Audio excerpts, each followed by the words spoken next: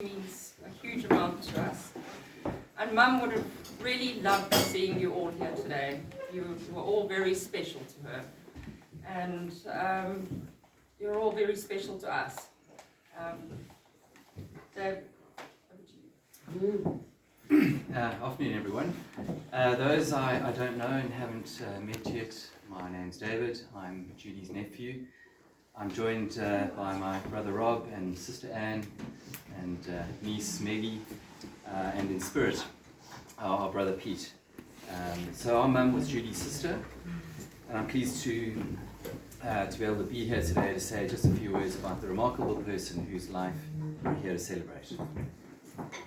My earliest memory of Judy is not an actual event that I remember. It's a story that was told to me of a time when I was just a week or two old. Mum was out and she left Dad in charge of all things to do with the caring of his firstborn child. Dad was studying for the dreaded board exam, as he called it, and under some pressure to get through his work, to the point where he couldn't take the smallest of babysitting breaks. And so when little David left a little present in his little nappy, Dad turned to the phone and he dialed Judy's number for some emergency bailout assistance. And I can see him pleading and begging and bribing his way to persuading her to come over and lend a hand. Presumably he got better at changing nappies because he had another 3 children after me. But that aside, you get the idea of how far back Judy and I went. We knew Judy by the unique name Hunj. She is, and I'm confident in saying, will remain the only person I know called Hunj. The story that I was told was that the Lowe family were on an extended holiday in Southwest Africa, as it was at the time, and when they drove through a town that had an exotic name, which was most of them, I think, they would adopt and adapt that name for themselves. And the only one that stuck along after the holiday was over was Okahanja. So it's known as the garden town of Namibia, and I think that's pretty apt for Hunj because she loved her gardens. I've got a wonderful video from the mid-80s of Hunj walking around the garden at Glen Eagles Road in Hurlingham, talking into the camera as my dad is filming, explaining all the new flowers and the plants that she's put in. And Dad is asking her to repeat their names, and she's getting annoyed with him because he's poking fun at her, and it's a wonderful little snapshot of the many happy Sunday afternoon lunches that our family and the Robeck spent together through the 80s. The house had a cellar, which was most exciting for us as children. It had a massive tree, some owls lived in it at one stage, and there was a tennis court, which mainly we used for riding bikes. And I can still see our mum and dad sitting on the patio, laughing and chatting with Hunj and Brian over a summer gin and tonic.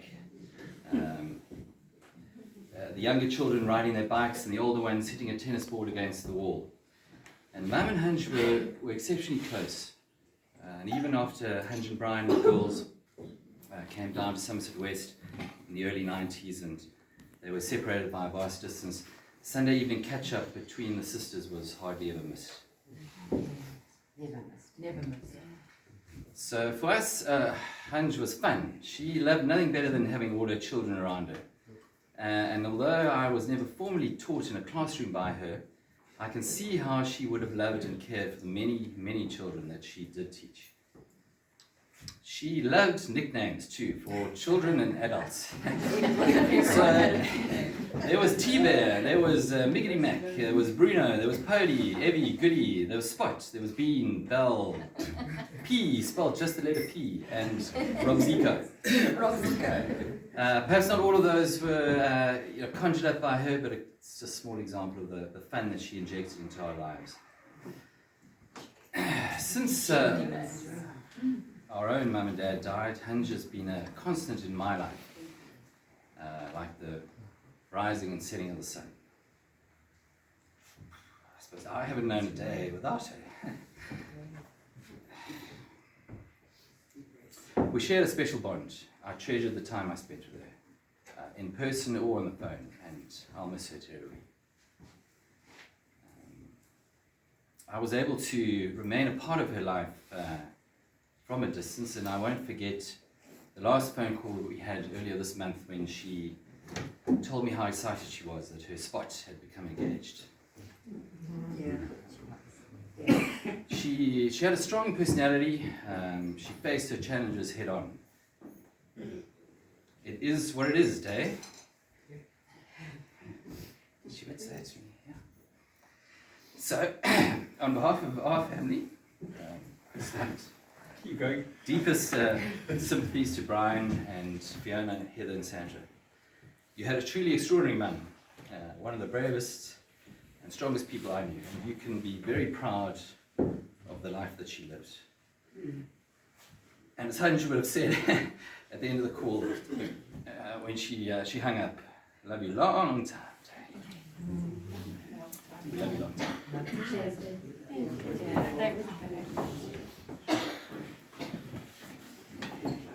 So we decided to, instead of writing a speech, just to write a letter to Mum. Dearest Mum, we want to thank you for being the most incredible mum we could ever ask for. You filled our lives with such joy, love and happiness, and the memories we have made will be forever treasured in our hearts. You devoted your life to family and friends alike, always willing to go into bat on behalf of any of us, right or wrong. You were fiercely loyal to your people and would never forget a birthday or a special event in someone's life. You taught us the value of being strong, even when the chips were down. We don't think there was ever a stronger person than you, and we will miss your guidance and support so much, but we all know that your words linger on, and we can always turn to you, even if you are no longer physically here with us. But now is not a time to be sad for what we're going to miss, but rather a time to rejoice in what you gave us while you were here with us. We can go on forever about all the wonderful moments we shared with you, being woken up in the middle of the night and swept up into the back of the combi for one of our epic adventures to our house at Sunset Rocks in Gordy Bay. Waking up with the sun on the horizon to a flask of tea and zoo biscuits, listening to your whole collection of ABBA cassettes on the radio. We would play 20 questions and I Spy for hours until eventually we would approach Somerset West and we would all try to be the first one to see the sea. We spent our days building puzzles and going to the beach, driving back to the house after dinner at Neptune's restaurant in Gordons Bay, on our endless summer holidays together and watching all the lights across False Bay. Oh, look at my bag of diamonds, you would say, as if they were shining just for you. Planning our many camping trips and weekends away with the Goldsworthys and friends to Kruger Park, Chobe, Vic Falls, trout fishing at Grey Mists, to name just a few. We all had such wonderful holidays together. We'd pack for weeks in advance to ensure that we had everything in the kitchen sink. We had so many laughs and made such wonderful memories on all those trips. On our many trips to the bush, you talked to the birds and all the animals long before you could see them, willing them out of hiding, or sit at the rest camp arguing with the grey lurries about who should go away. No, you go away, she would tell them. I got here first. For the leopards lounging in a tree to the little dung beetles crossing the road, it didn't matter how big or small the creature, you were fascinated by them all. You had such a love of gardening and flowers and a deep appreciation for a beautiful garden. You always put in so much effort into your garden and were so proud to share it with us all. You knew all the names of the plants, how and where to grow them. We have tried so hard to put our endless memories of you into words. Somehow they're just so easy to think about, but no words do them justice. Whenever we were lost for the words, we would ask you. Mum always knew. You were our go-to girl. You always knew what to say. You were always there for us. You had such a gift and love for words and language, and I know you'll be sitting right beside us all at every future Scrabble game, getting cross with Dad for playing for score and not for words. You loved puzzles and games, and we'd sit for hours working on crosswords and Sudokus, looking up new words and teaching us the meaning of the words and the root of words yet to be discovered. You absolutely loved children and were passionate about teaching.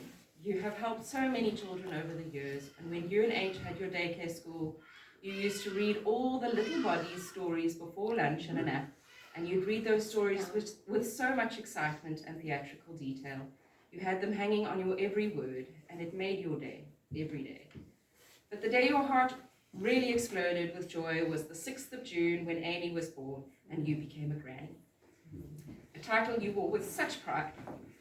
And 4 years later, when Gemma arrived, you were the happiest granny alive.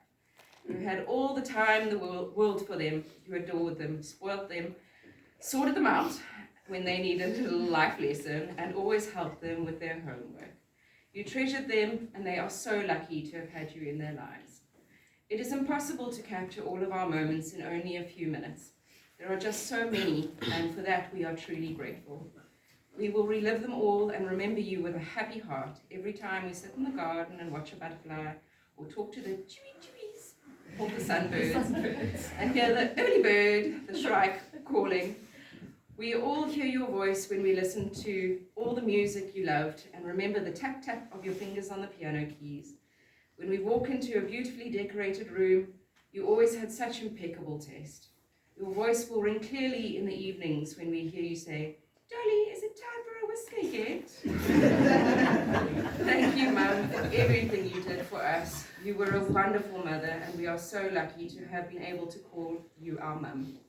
Thank you for the wonderful life we all had together. And thank you most of all, Dad, for loving Mum so much and giving her such an incredible life. You treated her like royalty from day one to the very end, and she was one lucky girl. Let us raise our glasses to Mum, Hunch, Do, there are more, the 20. You touched so many lives during your time with us, and we are all so blessed to have shared them with you.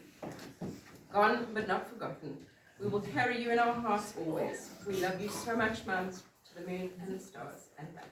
Love you long time. Mum. Do, Judy.